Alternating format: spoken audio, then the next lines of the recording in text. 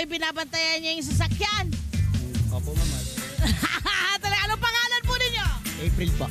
April. April, ano po ang inyong pang-araw-araw na ginagawa sa buhay? Nagdi-deliver po. Nagdi-deliver. Kumusta ang pagdi-deliver? Okay naman po. Nakakain na ba kayo? Hindi pa. Naku, hindi pa!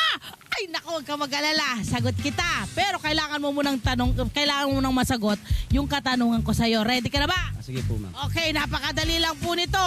Kumpletuhin po ang lyrics ng theme song ng Love, Tony Pet and Everything. Yun po yung kinabibilangan ng programa. Ano po? Ito po yung linyahan. Ang blank na madiskarte, handang ibigay lahat. Ano? 5-letter word po ito na pinaiksing tawag sa mga Pilipino. I'm sure alam mo to. Hoy! Blank, blank.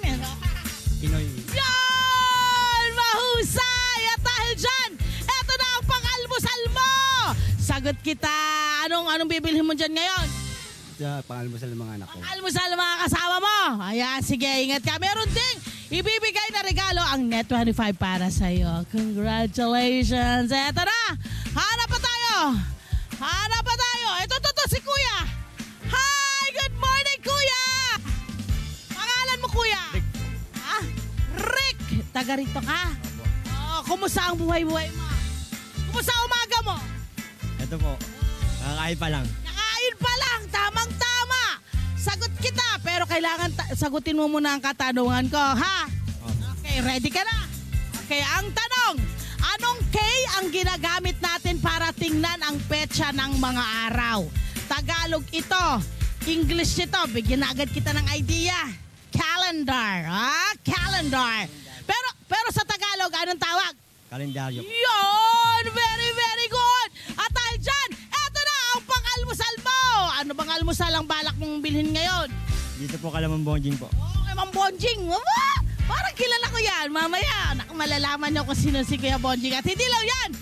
Eto, meron tayong parigalo mula sa Net25. Salamat po. Yan! Hanap tayo!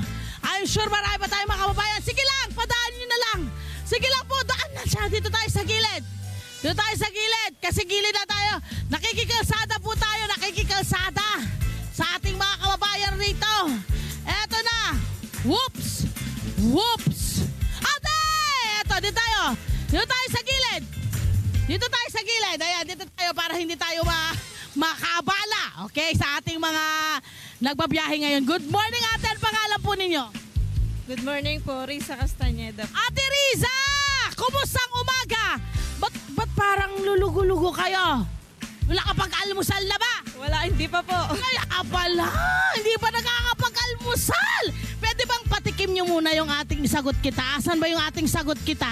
Patikim mo nga, pasilip mo nga. Pasilip mo dyan. Ayan, pasilip mo. Ayan, pasilip mo. Ikaway mo. Ayan. Ate Risa, gusto mo yun? Opo. Yan naman, yun ang gusto ko. Eto na muna. Kailangan muna kitang tanongin. Kailangan sumagot ko. Kung masagot mo to, madali lang to. Kumpletuhin mo ang title ng isang programa ng Net25. Okay, ito po yun. Open for Blank. Ito po ay programa kung saan nag-i-interview sina Sir Cesar Vallejo at Miss Jamie Harrell ng mga eksperto pagdating sa pagnenegosyo. Clue!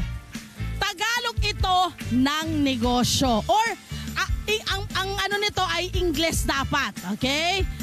English po dapat. Okay? Negosyo sa Tagalog, sa English ay ano?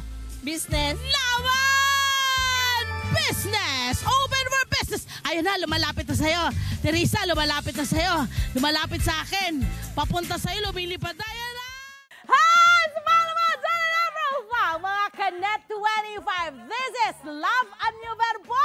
For more love, Tony Pet, and everything updates, just click the subscribe button and follow us on our Net25 social media pages at Net25 TV and Net25 Entertainment Facebook.